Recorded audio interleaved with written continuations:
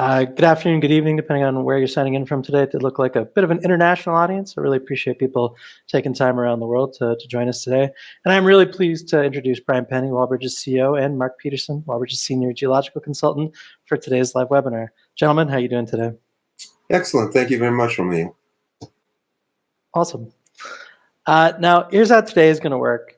First, Brian and Mark is going to walk us through a quick intro into Wallbridge and just some context from most recent news release. Then they'll get a number of questions from me, and then some questions from the live audience. Now, you can enter your questions at any time during the proceedings. In the bottom right corner of the screen, there's a little chat button. Now, I'll let you know in advance, I'm going to be kind of jumping around with questions, so fitting them into the conversation where it feels most fluid.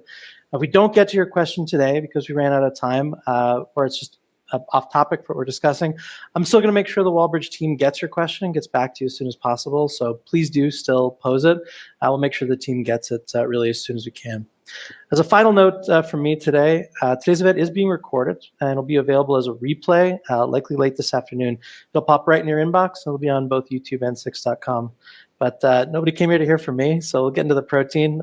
Brian, I'll let you get started with the presentation.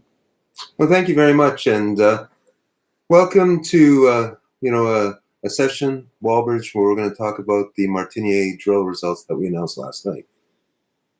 Wallbridge is a company that's focused on exploring in the northern Abitibi.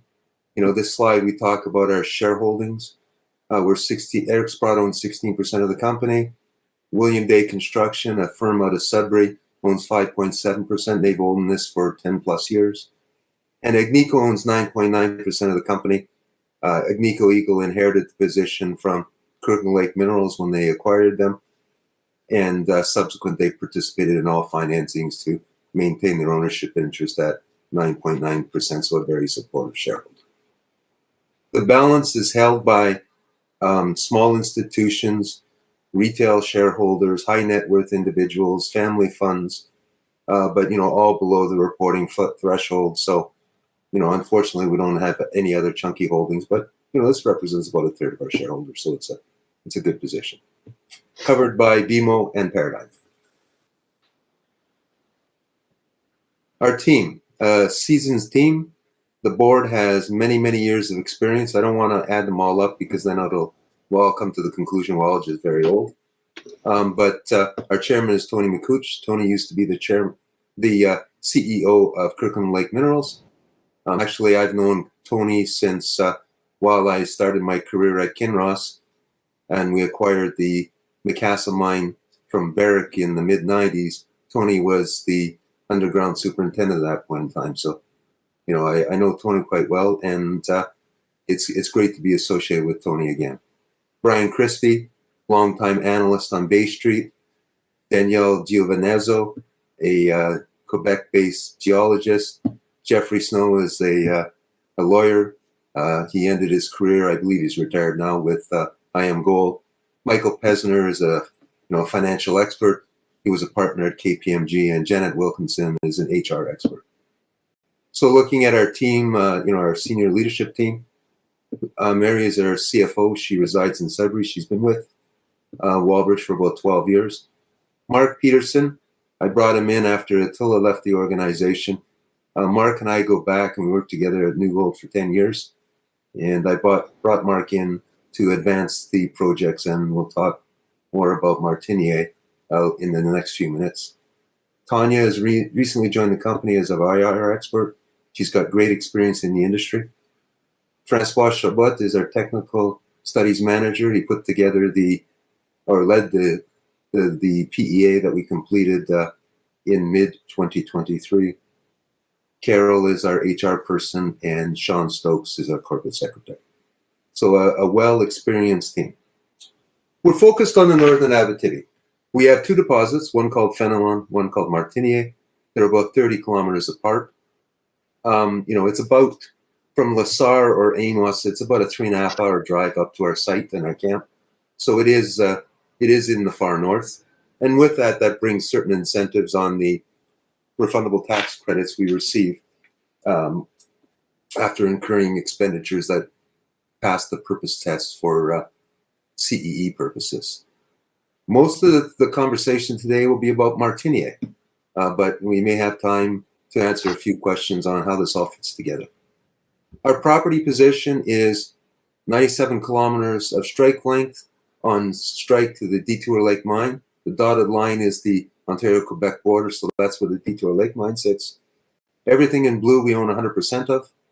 Everything in gray are subject to some sort of agreement. Detour East, we've optioned to Agnico to earn up to 50%, and they have to spend another $2.5 million by this time next year. Casalt, we've optioned from Midland, we're earning into it, and we have about $1 million to spend on that to earn a 50% interest in that property, by the middle of next year.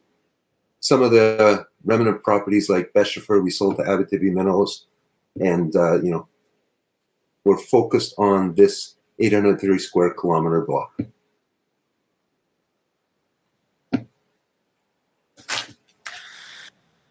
With that, I'll turn it over to Mark, and Mark is going to give you the update on these, very positive results with respect to the Martiniere Phase 2 drilling program. Mark? Yeah, sure. Romeo, did you have a question you wanted to go I did, yeah. If you don't mind, I'm going to kind of put you through the ringer a bit on these questions. So yeah, you bet. Appreciate you answering a couple that we've got.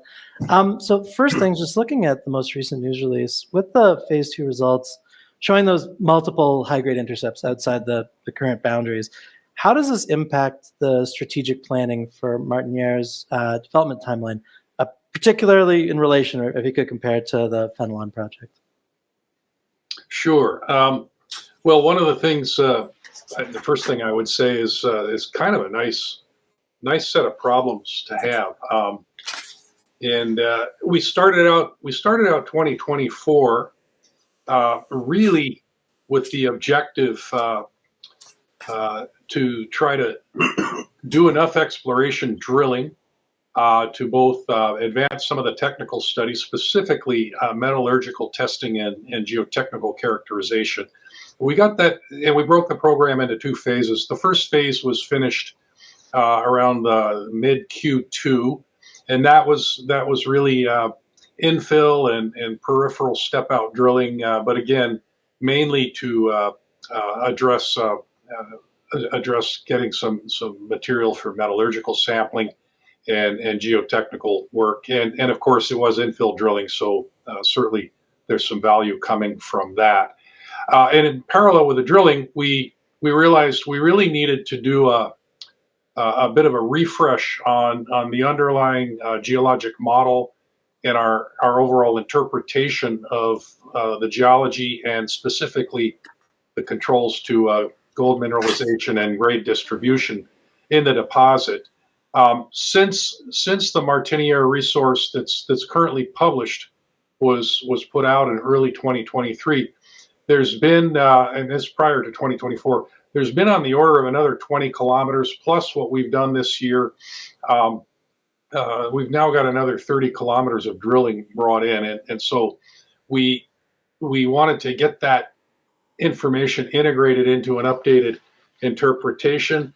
And kind of along the way, as we were drilling, doing phase one and doing that reinterpretation, and then when the results of phase one came in, it became clearer and clearer that this system, this overall gold system that drives the Martiniere project, we don't really know where the ultimate edges of it are. We know where all of the historic drilling has been done, of course, but we realize there may be some real opportunity to expand it, and so that's really what phase two was about, was to get out beyond the limits of the known resource, and that's kind of outlined in that kind of dotted red line that's kind of wandering around the central part of this map image.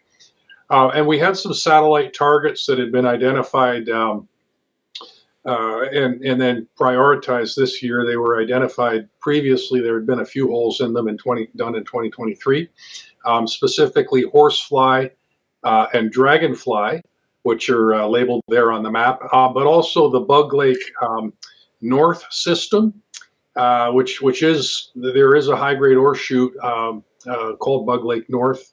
That remained open vertically at depth. And we had another target that we put 3 holes in down in the kind of lower central part of the map image called Bermuda, where there really hadn't been any drilling, and we had a conceptual target that we developed there that we tested. So we were moving the drill around through phase 2 among these 4 targets, and really making our decisions on where to drill next based on what we saw in the drill core as we went. And as it turned out, 3 of the 4 targets really have come in nicely in terms of what we got for our efforts. And that's Dragonfly, Horsefly, and the down plunge projection of Bug Lake North. So the takeaway from all of this year's work really is that although we set out thinking we could bring Martiniere up to a level more or less equivalent with Fenelon in order to consider looking at combining the 2 projects into an updated PEA for some type of hub and spoke production scenario, we realized, no, we're not done exploring at Martiniere at all. And, hence a good problem to have. So directionally looking forward, we're really going to just keep exploring it at Martiniere and keep Fenelon advancing down its path of more advanced technical studies and so on and so forth. So these two projects will continue to advance in parallel, but we definitely have more exploration to do at Martiniere. No, awesome. Appreciate that. The other thing I wanted to ask is the reported intercepts. They show, to my eyes, considerable grade variability. So I'm curious how this impacts your approach to future resource modeling and, eventually mining method. Yeah, this is not an uncommon feature of deposits in the Abitibi, and for that matter, high-grade gold deposits. We call it a nuggety effect, where there's a lot of variation in grade. Fenelon is in that same family, and in terms of how do we deal with that? Well, it presents a challenge, but it's not. There's nothing new under the sun here. Really, it comes down to a couple of things. First off, we really need to, and we have and will continue to really focus on the fundamental geologic elements to control the distribution of gold grade and where the high grade clusters. And typically that's going on with the structural controls, or another way to think about that, if you're not geologically inclined, just think of it as the grain, like the grain in wood. The rocks have a grain to them; they have a fabric, and where that fabric opens up, creates open spaces, that's where the gold's going to concentrate. So we put a lot of effort into understanding where those controls are, into our interpretation, and to the extent the data allow. And what the data allow is essentially how much drilling you have to work with, how much drill data you have to work with. We emphasize more empirical observation to build that into our interpretation, as opposed to conceptual targeting, which is typically the space you're in earlier, more in the pre-discovery stages of exploration. So we're moving toward a more empirically fact-based model because we've got a lot of data to work with. So that's at the geologic modeling and interpretation level. Then the next level up is, okay, now we need to get numerical, and we apply essentially, we look at the geostatistics of the grade population, the distribution of grades in a statistical sense, and we let the spatial relationships that come out of working with the geostatistics kind of drive our thinking, and that really is what feeds into our estimation strategy when it comes time to estimate a mineral resource. So it's really those two levels. First, get the geology right, or as right as you can with the data you have, and then really do a rigorous application, rigorous interrogation of the data with the statistics, and then apply what comes out of that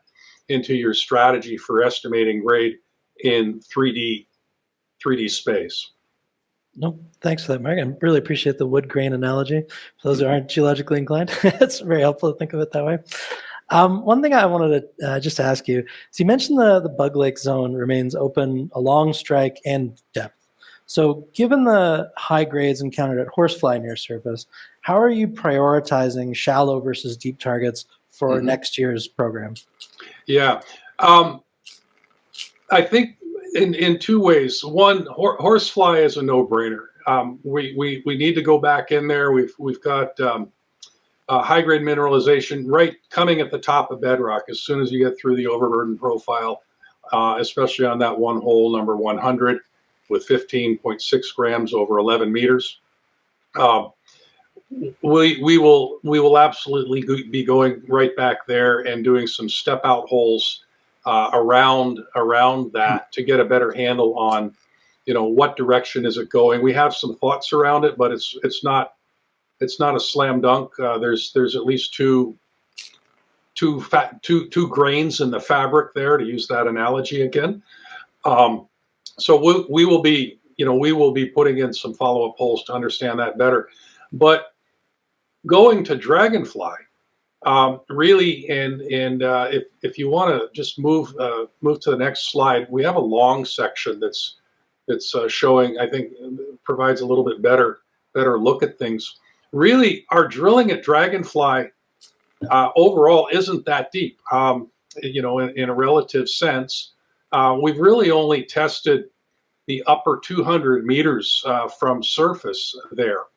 So, and if you look to the left of the Dragonfly intercepts, which is the cluster of intercepts highlighted there in the right part of this view, and this is just a view looking straight north or northeast at the overall trend within the Bug Lake Deformation Zone. So Dragonfly is that cluster of new hits. To the left of that, you can see the outline, the dotted red line outline of the current resource pit shell that's defined to report the current resource, mineral resource. And there's some other intercepts highlighted both within that pit shell shape and a bit outside of it. The one hole 99 there, that was a hole drilled as part of our phase 1 program. And that drilling was done to collect the material for metallurgical sampling. And then some of those other call-out boxes are for holes that were drilled subsequent to the reported resource. So that's new drilling post early 2023. That's also in the mix here. So overall, it's open. It's open along trend, both to the right or to the southeast, but there's also again, thinking structural grain of the rocks. There's a fabric that's kind of, we use the term plunge, moving off to the lower right at an angle. And so within a structural zone, there's a kind of a subordinate fabric that's controlling the trend of grades within call it a fault or just a zone of disruption, which is what this cross section is following. So there's also this down plunge direction, and this is very common in structurally hosted ore deposits like we have in the Abitibi. It's getting a handle on that direction, because that's the direction you're most likely to continue to hit the zone where the gold is concentrated. So significant growth potential both along strike and in that down plunge direction. And then I guess the last thing I would just point out is that if you look at the cluster of holes again in that Dragonfly area, and then look at where the pit shell is, there are only a few drill holes intercepting this cross section. that have been drilled. So there's a big gap of information just in between Dragonfly and where this pit shell is, which is the Bug Lake North high grade gold shoot. So we've even got potential, right inboard. And again, like Horsefly, there may be, there's upside, just where there isn't drilling, because the geology is there. We just have to go, keep exploring it. No, appreciate that. Now on Dragonfly, I know you just kind of got into this, but I'd love to just expand on it a bit more. There obviously are some very impressive grades in there, especially hole MR24102. I'm curious if you could, just broadly speaking, discuss the geological similarities or differences, just do a general comparative between Dragonfly and the main Bug Lake zone so that the audience can understand. Yeah, sure.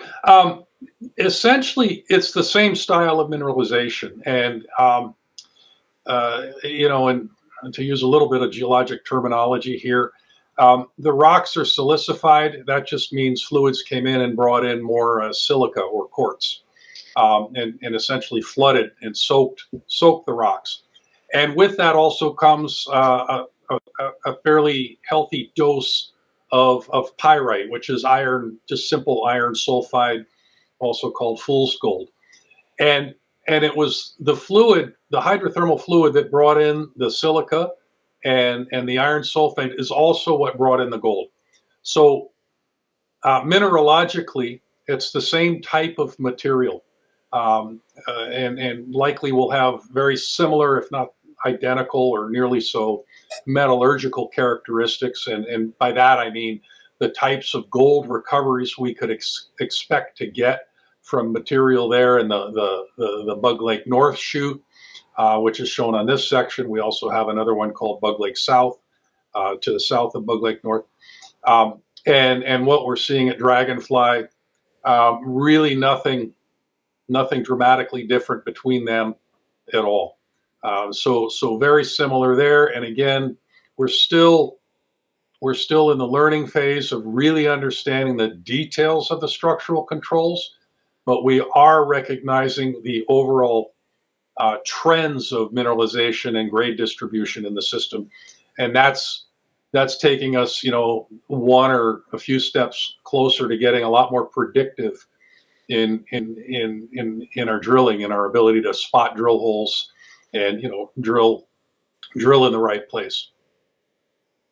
Appreciate that a ton. Moving on to Horsefly, because I do want to talk about those as well. I do see the question in the chat. I just have a couple more to get to, I promise. But looking at the Horsefly results, particularly the 15 grams over 11 meters in hole MR24100, curious what are your initial interpretations on structural controls? Sure. If you can just flip back to the map view, I can speak to a little better there. So there's two things we know, and I was just speaking with one of my senior geos before this call because I really wanted to make sure, that I was up to speed and on the right page here. So that other section line there's a B and B primed. That's running right along another structural trend in this overall Bug Lake deformation zone, the Martiniere North structural trend. And sorry if these names get confusing, it's a legacy thing that we've inherited. But in any case, that high grade intercept, that 15 grams over 11 meters at Horsefly, lines up right along that Martiniere North structural trend. And there's been drilling in there. There's a little bit of resource. You can see that kind of elongate peninsula or projection that surrounds that Martiniere North label on the map view. There is some resource along there. So this intercept at Horsefly is sitting right along that trend. But in addition to that, a little bit farther down the same hole, we've got other intercepts of note. 7.2 at grams at about 7 meters, and 3.7 at 5.6.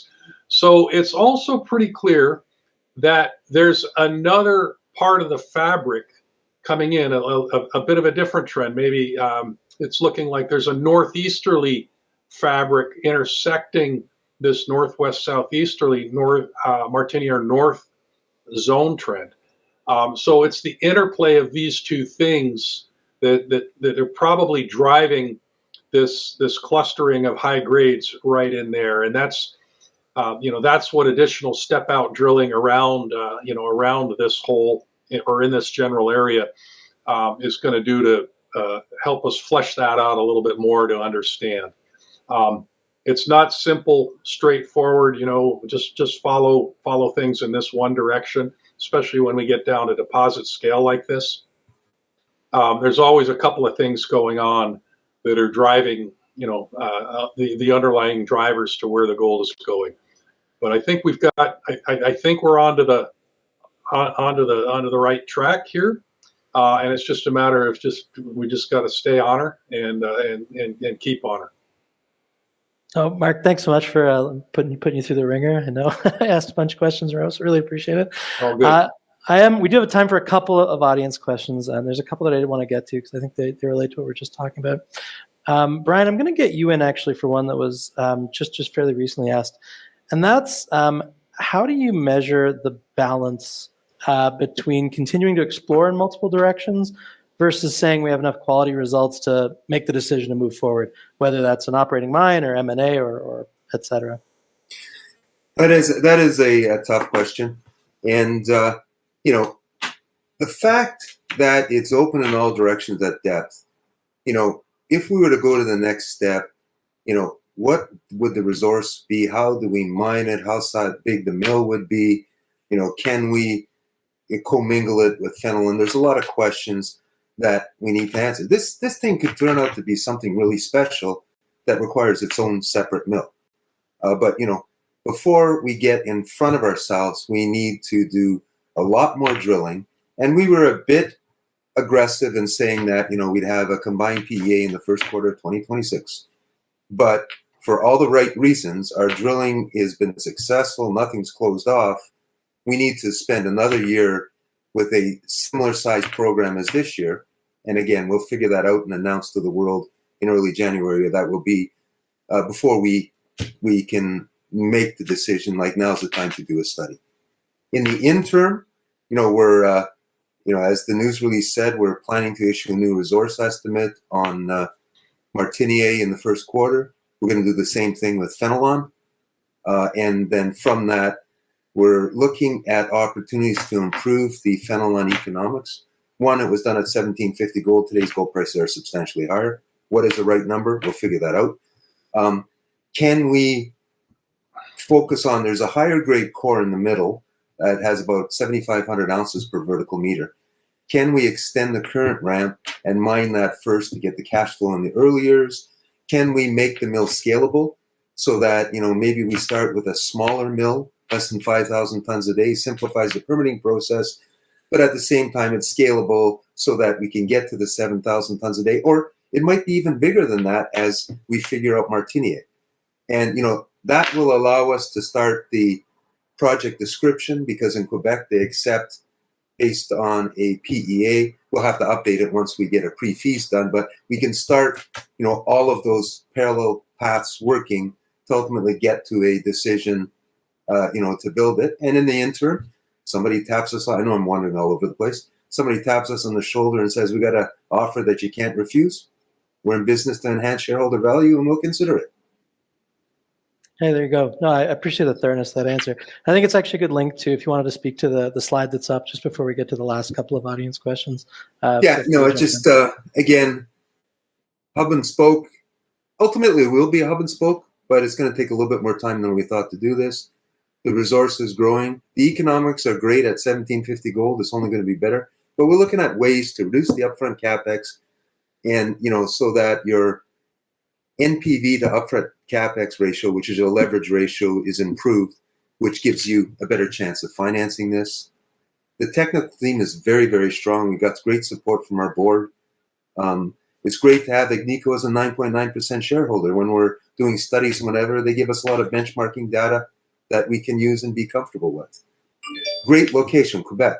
The refundable tax credit regime in Quebec Since I got involved 5 years ago, we've collected $65 million of refunds. And then it goes right back in the ground. That's the whole purpose of it. That's what we're doing. And I'm not aware of any other location in the world that has, a regime like that.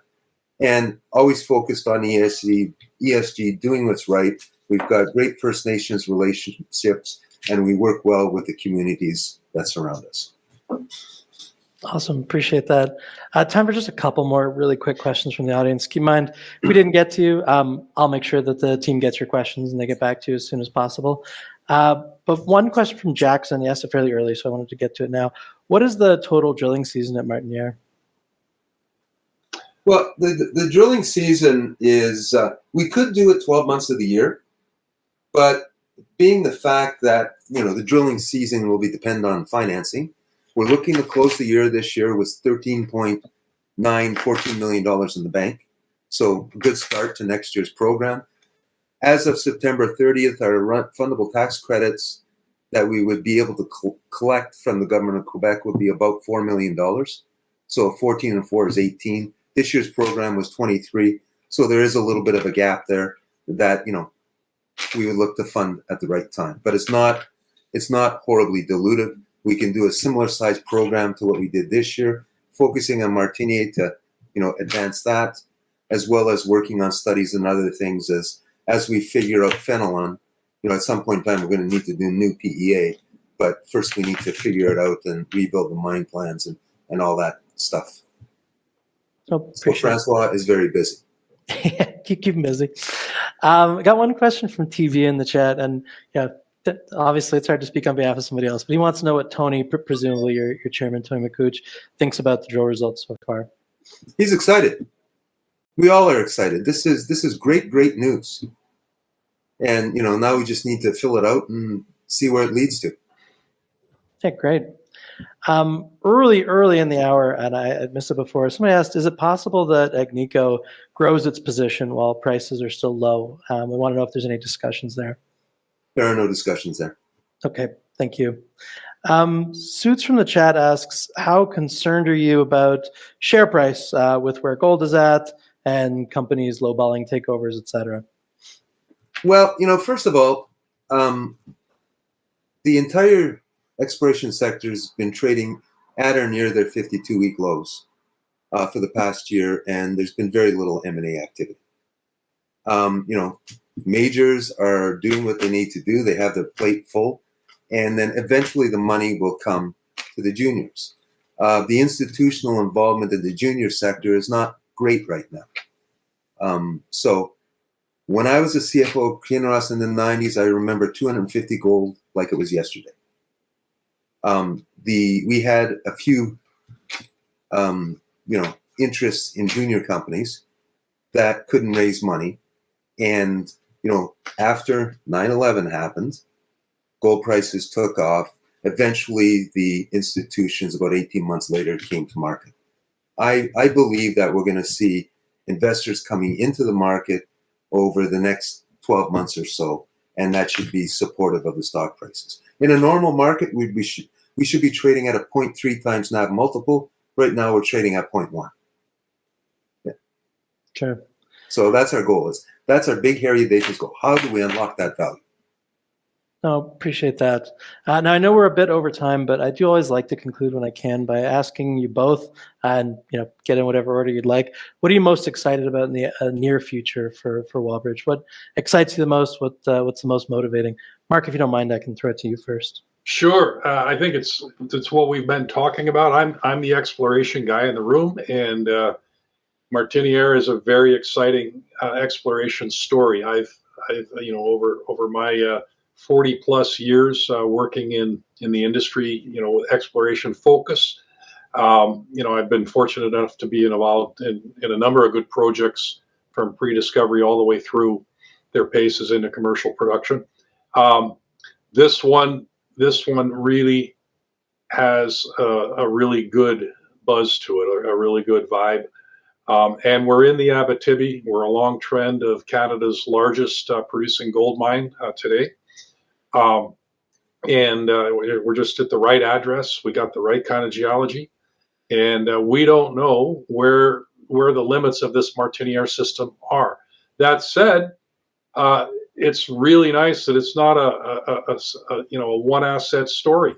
Fenelon, is clearly the more advanced one, and just to see it continue to move down the development path with the continued technical studies that Francois Chabot is driving. That just makes for an even better story in that front. And I haven't we haven't even touched on the regional story, and I won't do that other than to say, it's a pipeline in the making with Fenelon at the front, Martiniere not too far behind. Awesome. Who knows what other discoveries we have yet to make. Sure. Brian, I'll throw it to you for the last word on what you're most excited about. Yeah, no, it's, I echo a lot of Mark's comments. He stole my comment about the pipeline that I was thinking about. Sorry. But, most companies work for decades to find a pipeline of projects, and a lot of it's done through M&A. We have a pipeline within our 830 square kilometer property. It appears that, right now it looks like Fenelon will hit production first and Martiniere will follow up and augment it. There are other exploration targets out there that, maybe we get another discovery and it's, we wind up building a very large central mill or something like that. We're going to figure that out over time. But I think now there's a path where we can advance Fenelon, really spend some money to understand Martiniere. But as we advance Fenelon, with a new resource estimate and sometime next year, a new PEA, focusing on all the opportunities we're looking to improve it, that will clearly demonstrate to us that let's start with Fenelon, let's do it on a scalable approach, and then as we learn more about Martiniere, we can figure out how we scale it into Fenelon. Awesome. So I know we went a bit over time today, but Mark, Brian, thanks so much. I think this was a great discussion. Thanks everybody who joined, obviously. Again, if we didn't get to your questions, I apologize. There were just a couple, I think. I'm going to make sure the team at Wallbridge gets back to you as soon as possible. But everybody, thanks so much for joining us. I hope everybody has a great end. Thank you. All the best.